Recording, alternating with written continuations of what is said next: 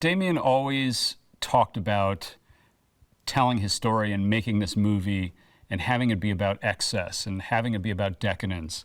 And when he spoke to me about the editing, he really wanted the editing to support that. And that meant that the editing would be overt and it would be stylized.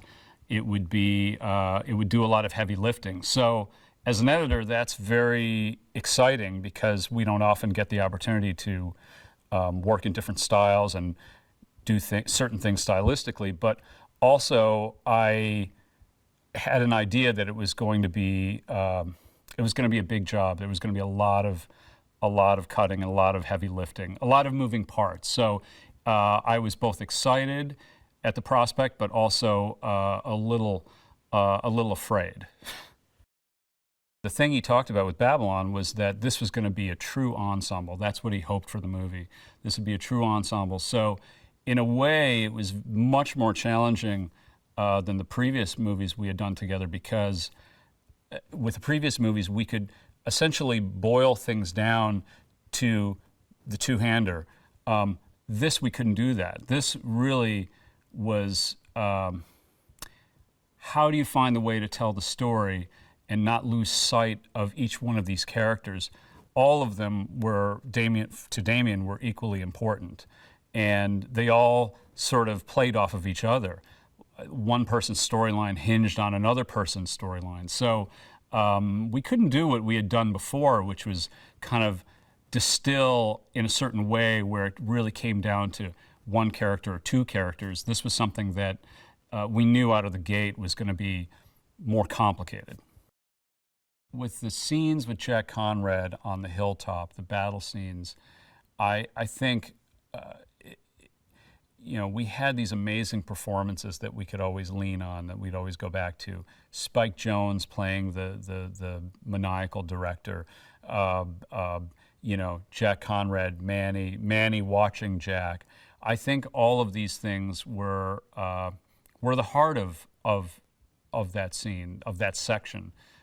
So in a way, every time we went back to that, we knew we could always lean on those characters. And so the idea was, as long as we didn't lose those characters, and those characters include Jean Smart playing Eleanor, who's kind of taking notes and watching this through these opera glasses from afar. As long as we always checked in with our characters, we knew that we'd be keeping it honest. We knew that we would not just be reveling in spectacle. The spectacle was meant to kind of tell part of the story, but the real story was with the characters. So as long as we didn't stray too far from the characters, we could kind of keep everything under control and keep everything in check. I've been very lucky to get to work with Damien and collaborate on movies that feature incredible characters that he's written and created, and also feature incredible performances. And one of my favorite scenes in that way is the scene with Eleanor and Jack in Eleanor's office. Jean Smart and Brad Pitt give these two amazing performances. And that was a scene that was very different than a lot of other things in the movie. Again, I've mentioned, Damien really wanted Babylon to be about the excess and the decadence. And it's certainly about that in the content, in the story, but he also wanted the editing and the storytelling to be very stylized, very big, which is why it's a movie told with montages and cross-cutting, parallel cutting. But then, he also wanted to be able to slow things down and have room for these quiet, meaty scenes. And the scene between Jean Smart and Brad Pitt was one of those scenes, one of my favorites. That's something as an editor, you just try to stay out of the way of the actors. You try to help the characters by showcasing certain moments and certain reactions. And in that way, it was abundance of riches, all the dailies coming in.